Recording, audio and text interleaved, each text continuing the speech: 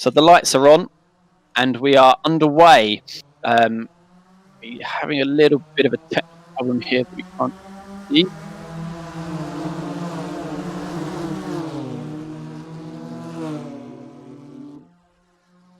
So here we go into turn one. Robbie Staplefield on the outside there. Alex gets a great run up the inside there and takes first position. Everyone does seem to have got through relatively cleanly. George Grunden stays third. Ricardo Spratt stays fourth. As we come into the second, left, right, slight dab on the brakes here. Robbie staying close. Can he keep it close enough to put a lunge up on the inside for the tight left-hander? Alex is defending already. Trying not to. LSM contacting behind there. Who's that? Oh, it looks like we've got a drive-through penalty for Jesse already. It looks like he's jumped the start there. Oh, there's some contact. That's Rezi Bashi. He's been spun around at the background there, and he hits the barrier as well. He's lost a lot of time there. It looks like it was contact with Mick Sutton. So, unfortunately, with these cars, there's a lot of door bashing. And unlike real cars, the door bashing... Oh, and Robbie Stapleford's got through on the inside there. And it's... he takes a lot of the curve. Is he going to contact...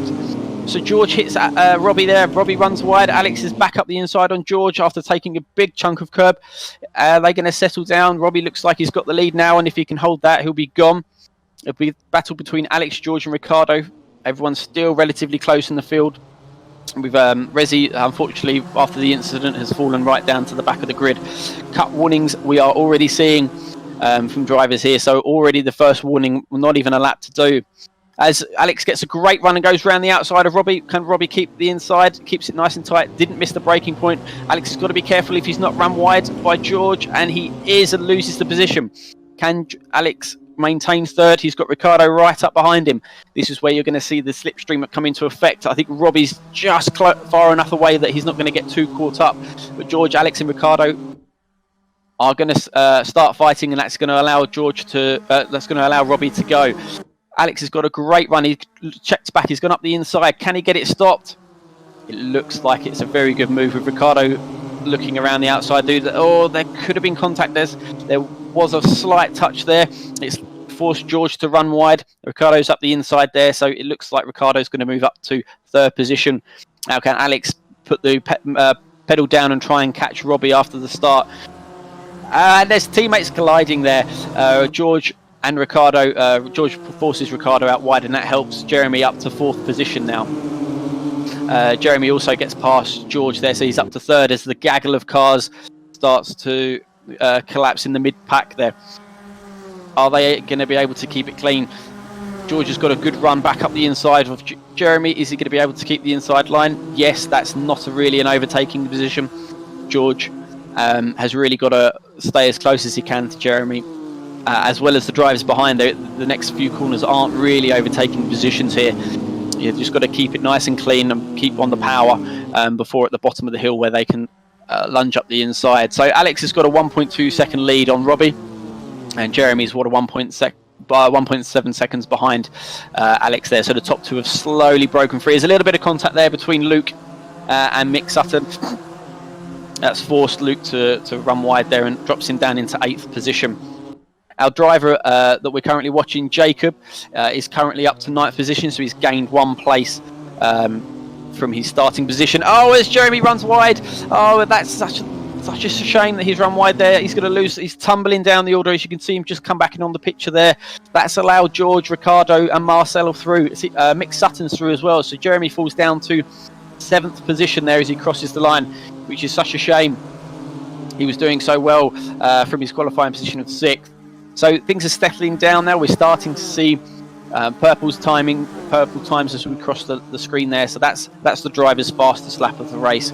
Robbie currently does have the fastest lap of a 1:54.9, which is just over a second ahead of Alex. So even with the cars full up with fuel, they're only a few tenths off the fastest lap that they set in qualifying, which shows you how good these drivers are and being able to manage the fuel load.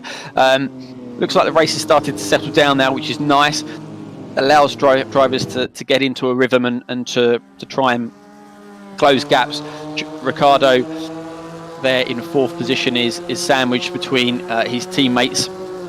So Ricardo is in an awkward position of wanting to attack and trying to chase George down, but he also needs to be conscious that Marcelo is right behind him. So he doesn't want to leave himself exposed by taking the racing line. Oh, as he loses it under braking there, as does George in front as well. So George runs on the slippery, he runs wide. Marcelo could really benefit here. He looks like Marcelo's got Ricciardo. Doesn't look like he's going to get George. So it looks like, even though George ran wide and had to go on the grass, I think he's been able to keep that position. But once again, these three battling and making mistakes is keeping the pack close, but it's allowing Alex and Robbie to get away. Alex is 2.5 seconds behind Robbie now, so he's in the league of his own at the moment, Robbie and Alex. So the battle for second, or the battle for third, sorry, is where it's at. There are 6-7 drivers there, all battling for third place. Jacob at the back there in 9th position. Mick Sutton runs wide. That's not where you want to run wide. You'll lose power all the way down the straight. As you can see, Jeremy now breezes past. It looks like Luke will probably do the same. And Mick is trying to defend. Luke is using the slipstream on Jeremy. It looks like Mick has got a little bit back on Jeremy there, but he has conceded the position, so Mick drops down into 8th position. The battle remains for third position very close. There is nothing between the 3rd, 4th and 5th place drivers there. About 1 second covers them all, with Jeremy trying to close down and recover from his mistake there. So Ricciardo's eyeing out a little bit of a move there. He's just showing his hand, and it has forced George a little bit deep there. You can take a few different lines throughout that corner, as we see Jacob running wide there in the background. Jacob is running with David by the looks of it. So there's a few corners, so it's nice to see that David was able to join in the session, although he wasn't able to set a qualifying lap. He's already got himself up to 10th place, which is great. We see Jesse has served. It looks like he's served the primary place so far on the pack. But as you can see there, George in 3rd position runs wide, and he should get a track cut for that. And so there's only so many times that you can do that. As Mick and Luke are side by side again, they had a great battle. There's some contact. I don't think Mick expected Luke to be there. It looks like it's sorted itself out. Mick loses the rear there as he puts the power down. So, I don't think Mick was expecting Luke to be there. They should have these detectors that allow them to see it where each other's drivers are. As Jeremy goes for the lunge, fantastic. Can he get it stopped? Yes, he can. That's where he lost it a few laps ago, but he's still got the door open. Gives him racing room. Very respectful now. What can Marcel do? He's tucked in behind Jeremy here. He would have been a little bit skew off the corner, so he would have lost a little bit of time not being able to take his optimum line. He has got the slipstream now. We're seeing George starting to open up a little bit of a gap between Ricciardo and Jeremy, and Marcel fighting has opened up a gap there to 5th. So Luke is now he's clear. He's chasing Marcel and Jeremy down. And as we say that, it's not quite over yet. It does change from corner to corner, the gap between George and Ricciardo. As you can see, the top 5 are now, or the top 4 are relatively spread out. But give it another lap or two. Jeremy is very much on the chase now. So it looks like Jeremy's made a mistake because he was ahead of Marcel previously. So maybe he ran wide, or maybe missed his braking point at the first chicane. He was getting a little bit too excited that he's trying to recover a race there. So just having a look at the messages, it looks like Robbie Staplewood is hoping to get a drive in the Genetic Tuners, but needs more funding. Don't we all? I think every single person that has aspirations to be a racing driver needs more funding, unfortunately. So let's hope that he can use the platform of sim racing with us and others to raise his profile, to attract sponsors. We are seeing sponsorship in sim racing starting to become a factor. You can get thousands of people watching at home, so it's a very attractive proposition for certain companies. Jeremy is closing the gap now as we jump on board. He's got a little bit of a run. Is he going to repeat the same move he made a lap ago? It looks like it now. Can he get it stopped again? You've got to break around about the 100-metre board. He's got the tighter line. He's going to have to take that inside curb. Runs it wide, so he's got the position, Marcel, but runs wide, misses the apex there. Is Jeremy going to? Yes, you can just see him there on the left-hand side. Jeremy and Marcel still side by side. Let's see if Jeremy can keep the position as It looks like it is at the moment, but he's still left the door open a little bit there for him to regain the position, and he is, by the looks of it, he's going to go up the inside. He doesn't. So Jeremy there takes the position finally in 5th and gets back up to 5th position. Luke Weston has closed the gap now, so the 5th, 6th and 7th are all very, very close together. So we're over halfway through the race now. Robbie Stapleford is 4.8 seconds clear. Alex is 5.3 seconds ahead of Ricardo, and then there's a second gap between Ricardo and George. So the gap there, as you can see on the screen, has opened up. Everyone's now settled down into their race rhythm. And we've got Damien Hall watching at home. If you're watching, why aren't you racing? Come on, boy. You've got time to get in for race 2. It's such a shame that you're not able to race today. You had such a great start to the championship, so maximum attack for the rest of the rounds to make up for the lost points today.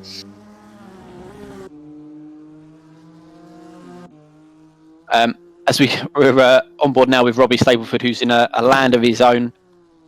5.4 seconds out front. 154.8 is the fastest lap, which is 9/10 faster than Alex, who is in 2nd position, who has the 2nd fastest lap. Alex and Ricardo have an almost identical fastest lap there.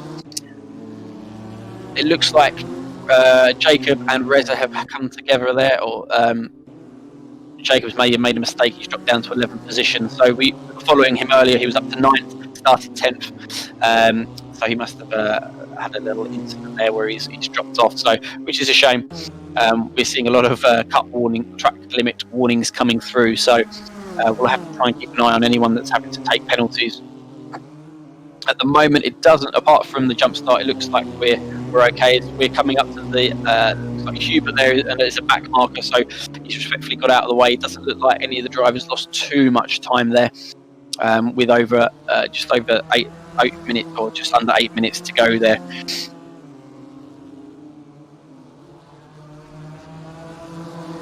This is a fantastic battle that we're seeing. Looks like Luke's actually just dropped off the back of these two now. Jeremy and Marcel are trading positions. They are very, very similar pace. If you look at their fastest laps, it's within a 10th of each other as well. So it's always easier to follow a car. You know when they're braking. You can brake ever so slightly later. You can use the slipstream effect to close on the straights.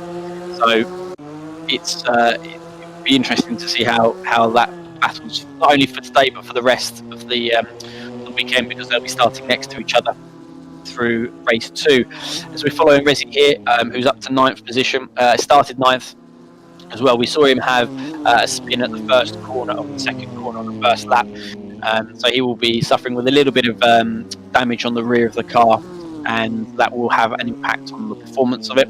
It won't be major, but it will make the car slightly slower, and hopefully he hasn't damaged any of the wishbones, which will cause the car to lose performance as it's a rear-wheel drive. So him and Jacob have settled down there. The gap's 1.5 seconds between the two of them. As Alex just sets his fastest lap of the race there, so it's a 155.1. Still, Robbie pulled away. So the last lap there, Robbie was a 154.8 and Alex was a 155.1. So the gap continues to open up to 5.7 seconds. Ricardo Spratt in 3rd, 5.6 seconds behind Alex. So the top 3 are effectively done, barring any mistakes. So it would be interesting to see how they're able to fight their way through the field.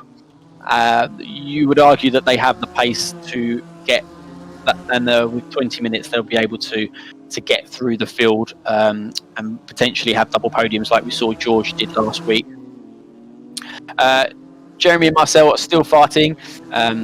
We see that Marcel has now got back ahead of Jeremy, as Jeremy does just get up the inside there. He takes a slightly different line through the hairpin. Luke is slowly clawing his way back up, and Jeremy's really on the back of the bumper of Marcel. Is he going to be able to keep it nice and tidy? Don't want to run too far out there. You lose a lot of grip. He's going to make a lunge. I was going to say that's not an overtaking corner. You need to take this quite carefully. You can see those sausage curves I was talking about earlier and how it upsets the car. And Jeremy's got a great run here, but he is on the outside coming through the hairpin, the chicane. Sorry, Marcel should be able to retain the position as he does, but runs slightly deep. If Jeremy can get a good run out here for the third time, we're going to see Jeremy take a lunge up the inside. Is Marcel going to defend? Yes, he has got left this time, but there's still a little bit of a gap as we see Jeremy going around the outside. He's not quite level, but is he brave enough on the brakes? He is. Marcel runs wide and misses his braking point. Does he spin? No, he doesn't. There was a very slight clipping there, which was fine. Fantastic move. That's number 3 for Jeremy on Marcel at that corner. And once again allows Luke to close right back up between. So let's see what happens to the rest of the lap. It does seem that Marcel is slightly quicker. He does get the run here on Jeremy. And does seem to get him in earlier on in the lap. So to turn 2 here, they're doing 154 miles an hour across the start-finish line. As Jeremy does go up the inside, Marcel goes up the inside. Does he keep it? Yes, he does, but he runs slightly wide again on the exit, which gives Marcel the run. And Luke is slowly keeping tabs on the back here. So I'm sure if we go away and we'll come back in another lap or so, the positions will be completely reversed as Resi runs wide in the first corner and takes a nice little trip through the gravel, as does Jacob there. So I don't know if there was any coming together there. Yes, there was. Oh no, sorry, that's Jeremy and Marcel have had a little coming together there. Hopefully it's just a little bit of door banging. Jeremy's still ahead, and the gap is non-existent between the 3 drivers. So yes, all seems fair in love and war there. Robbie Stapleton continues to pull away. He was 1 second fast the last lap on Robbie. The gap is stable between Alex in third. Also, we've got a nice little battle here. David, Rashi and Jacob. This isn't going to end well, I'm sure. Can David? Resi gives him a lot of space. But he just closed the door as he was mid-corner. That would be... I would have to have a look at that one again. It's not a corner that you normally overtake in. Rez was on the outside. Would have to review that to see whether he was far enough up the inside. But Jacob, after all that, benefited taking the 2 positions, so goes back up to 9th position, ahead of where he started in 10th. The battle continues between Marcel, Luke, and Jeremy. George is slowly starting to reel in Ricardo in 3rd position there. Last lap, George was 2 seconds faster than Ricardo, so I don't know if he would have run wide there or had a problem, as Hubert's got a drive-through penalty for track limits, which will be he's just undertaking there, so has already been lapped. I think he's going to get lapped again. Actually, yes, Robbie has just lapped him again, so hopefully that all goes through smooth sailing. We can see here the gap is visibly close between George now and Ricardo. It wouldn't be an M2 championship race without George finishing in 3rd position, as he has done for the last 2 rounds. Hubert, the back marker there, needs to get out of the way and not slow down too much, which he is interfering in. It allows George to get a run now on Ricardo. It looks like they're going to be okay, but it has meant the gap has closed even more. Yes, last lap, as I said, George was 2 seconds faster. The fastest lap, actually, between the 2 of them still is with Ricardo, so Ricardo may be suffering with some tyre wear. Who was that? Someone was spinning there. It was Claudius was spinning there from 13th position. So he's recovering as well. So hopefully, again, he stays out of the way for these 2 to come through. George has managed, Ricardo has managed to drop George a little bit as Claudius runs wide, locks up the brake. You saw the smoke there, but he has taken evasive action to get out of the way and go into the gravel as Ricardo does run wide. So it hasn't been the cleanest of overtakes for the 2 back markers for Ricardo, but he has managed to stay in 3rd position. The last lap as they cross the line now, very similar. George was 4 tenths faster across lines. It didn't cost him too much time compared to other laps, the last few laps there. Robbie Stapleton out front still with a 7.3 second lead, which continues to grow every lap. and Alex is now that George and Ricardo will be battling. Alex will be able to consolidate that second position there as well. We have slight gaps now between Jeremy, Marcel, and Luke. The times are starting to settle down. They are coming up to the two back markers in front, so let's hope that they're able to get through them and not have any problems as Luke is actually closing up now on Marcel. Marcel goes around the outside of the back marker, which is going to cause him probably. There was contact there. Let's hope that's not caused too much damage, but it has given Luke a real opportunity now to get up on the bumper of Marcel. He hasn't got quite close enough to get it.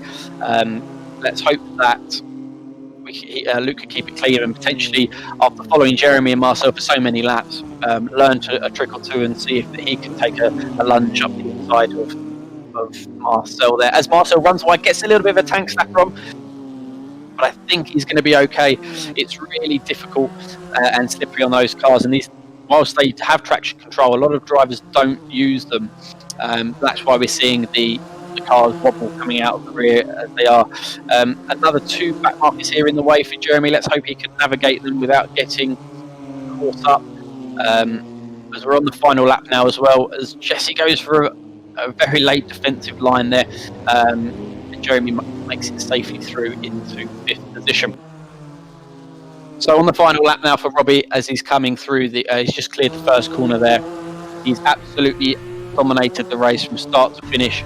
It'll be very exciting to see how he makes his way through the field, as long as him and Alex, I'm sure Alex will want to try and keep him behind as much as possible. But the way Robbie is on fire at the moment, that is going to be very difficult. We did expect Robbie to make his way through the field in the first race, at the second race at Hockenheim last week, but there was some contact and he wasn't able to. So there is no guarantee in reverse grid racing. That's partly why we're doing it. We don't want one or two drivers to completely dominate the championship, so we try to mix it up as much as we can. As Luke's really on the back of Marcel now, as he's coming up to the two back markers. It's very, very difficult dealing with back markers, especially on sim racing. Jesse's gone left, so he's got out of the way, which is nice. He's still quite on the pace, so he'll need to back it off just to make sure that the drivers can take their racing line, which he hasn't done, which will slow the drivers down because he's right on the apex where the two drivers wanted to be. As Jesse runs wide and does clip Luke there, but doesn't seem to have lost too much time. So Robbie Stapleford is coming through the last two corners now.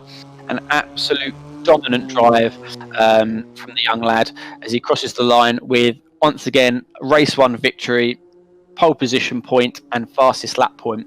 So he will be very, very happy with that as he flashes the headlights and crosses the line and takes race 1 victory. How are we getting on from race 2? So Alex crosses the line in second place. I'm sure he'll be very happy with that. Couldn't quite keep up with Robbie on the first race there, but managed to break away and keep a lead nice and early. Ricardo and George finally settled their battles. A great race mid battles there from them two. Ricardo sprat George 4th. Jeremy comes across for his personal best finish, joint personal best finish of the season of 5th place. Marcel Cruz comes through on 6th as a back marker as well. Luke Weston 7th. Our driver to watch there was Jacob, was coming home in 9th where he started. One above where he started in qualifying. He qualified 10th. Reza coming across in 11th position as well. So a fantastic opening race for most of the drivers. There was always a bit of contact, but thankfully it was relatively clean, which is what we like to see. So we will shortly grab a word with the top 3 drivers to have their thoughts on the race. I imagine they'll be very... I'm not sure what Robbie could really tell us other than that it was a really nice sunny day and that he enjoyed the scenery, being on his own for the whole race. So let's grab a word now with the race winner, Robbie. Hi, Robbie. Fantastic race there. Bit boring for you, really, just out front? Yeah, very boring. I wouldn't say it was easy because this track's difficult, but yeah, bit boring. We saw a lot of drivers making mistakes, missing braking points at the bottom of the hill or both hills. Were you pushing at all? There was any opportunity for that to happen to you? No, I wasn't really pushing. I was just slowly going around, and I just saw the gap was getting bigger and bigger. And then I just tried not to make any mistakes, and I kept on track and brought it home. So yeah, it was good. Yeah, absolutely. As soon as you got out, you lost the lead at the start there. We didn't quite catch the start, unfortunately, but we got you into turn one. You lost the lead, but then obviously recovered it relatively quickly. So it was fantastic race, nice clean race. You set the fastest lap by I think it was nearly a second, I think, from Alex. So that's another point for you there. So I asked you this last week what your expectations are. Are your expectations going to be any different this time, given that that Imola is a narrower track and there is the chance for some more door banging? I think what happened last week, I just went off too quick, and I think I didn't really see what people were going to do. Where I think this week I'm just going to go slow, and we'll end up where we end up, and hopefully we can get towards the front. But I won't be doing it on the first couple of laps, that's for sure. I think you've got the pace where you can wait a few laps to let everything settle down and basically pick your way through the field. Yeah, definitely. I've definitely got the pace just to go straight forward, but I think I'll just take my time first couple of laps, let the field spread out, and then just start making my way back up. Yep. Brilliant. Well, good luck. I hope it's a clean race for you, and we're excited for race 2. Yeah, thank you. So a relatively straightforward race there for Robbie. We'll just grab a word now with Alex. So Alex, P2 position for you. How was that in terms of the race for you? You got the lead going into turn 1. How was you feeling? Was you getting a little bit excited, or? It was a little bit of a frantic start. I can't lie. I didn't realise. Well, of course I realised, but I wasn't expecting it until to get to P1 at the first corner.